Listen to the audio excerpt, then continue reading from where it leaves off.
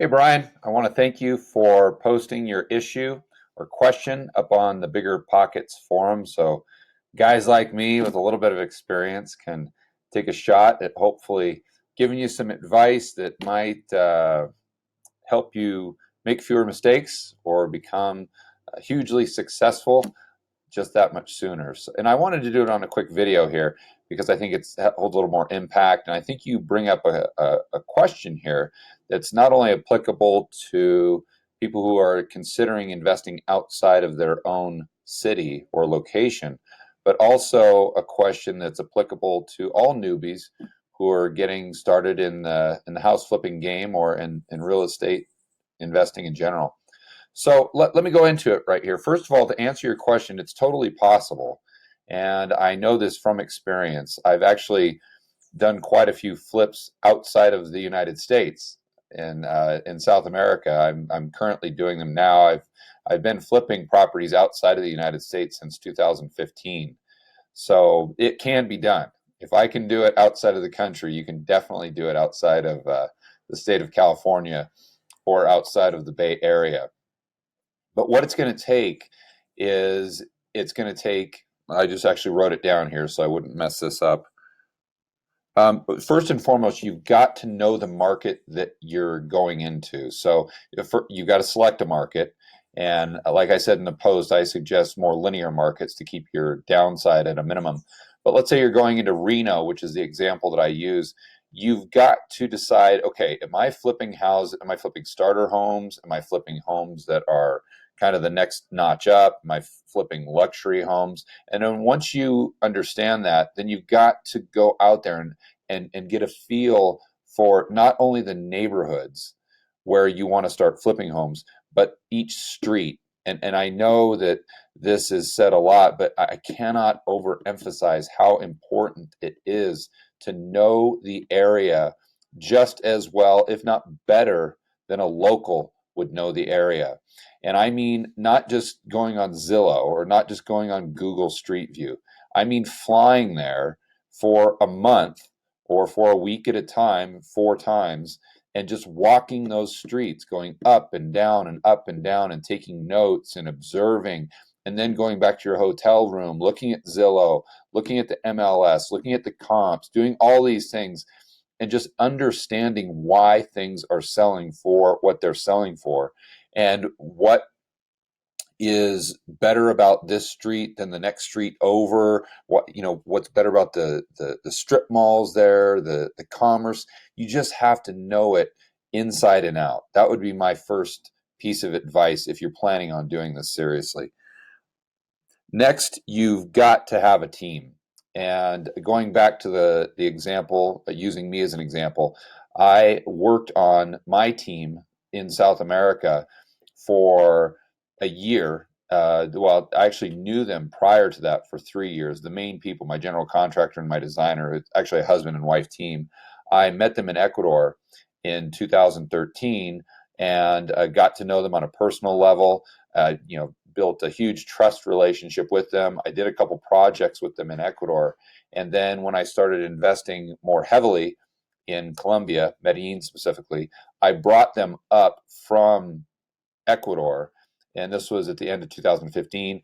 And I worked with them for an entire year on one project here. It was a huge project where we had to go through the entire process of hiring and firing subs. And, as you probably have heard, you've got to kiss a lot of frogs to find electricians, painters, tile guys. Just it goes down the list. And you're going to make those mistakes up front.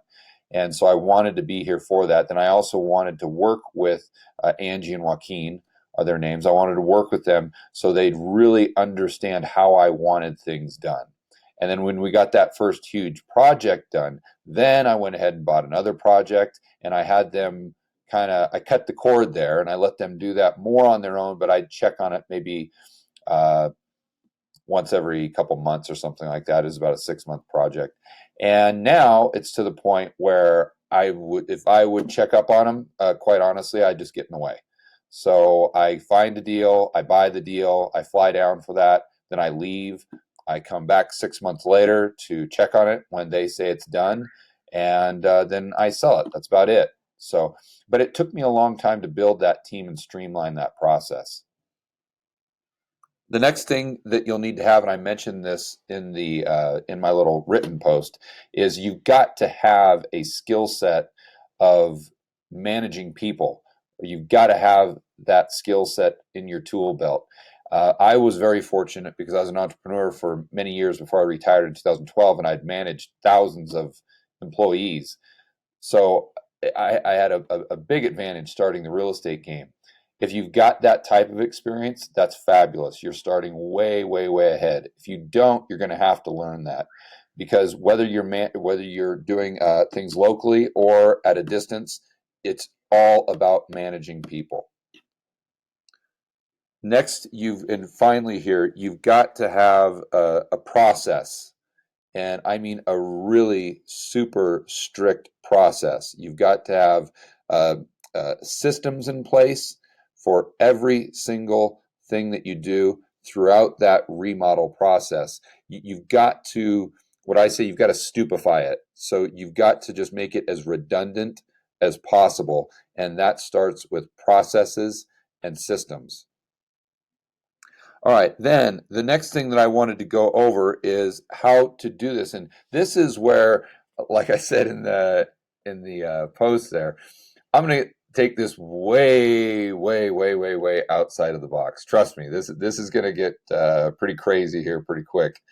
But I wanted to go over this because I not only suggest that you think about doing this, but I really suggest any newbie out there to really consider this, because if I was advising my own family member or a close friend, this is exactly what I would tell them to do first. Because number one, it's going to really, really limit your downside. And regardless of how good you are or how good you're going to be, the first project or the second project or the third project, you are going to make mistakes. We're just human, and you don't know what you don't know. I always tell beginners that, and wherever I am in the world, wherever I'm flipping or wherever I'm doing real estate, you just don't know what you don't know, and you're never going to learn it on BP. BP is absolutely fabulous. It's amazing, but you're just not going to learn it other than by going out there and doing it and making mistakes yourself. So my suggestion here, which I'll get into, it really limits your downside. It's got more upside, and then you can take all the money that you make from your learning process, and you can apply that to your first down payment or your first property flip. And the process is identical. I know it's going to sound crazy, but trust me on this one. The process is absolutely identical to flipping a house. So, what is my big outside of the box suggestion? I suggest you go out there and flip a truck or a car. In my case, what I did as a side hustle many, many, many lifetimes ago is I would go out and I would find a specific niche. I'd find Ford trucks that were very popular, 95s, 2002, sometimes diesel, sometimes gas. But I'd find them that were just, farm trucks or beat up, or sometimes I'd find deals just like in real estate. It's a very inefficient market. So you'd find motivated sellers. Maybe the guy's getting a divorce. Maybe the wife doesn't want the truck anymore. Who knows? It's just like real estate, where you find motivated sellers. But then what I do is I'd buy the truck. I'd buy off of Craigslist typically. And I'd get it cheap. You negotiate it, you find the motivated seller, you find the super, super awesome truck, but it's just in the stage of its life where it's just really ugly right now, just like a house. I'd buy that, and then I'd do the exact same thing you do to the house.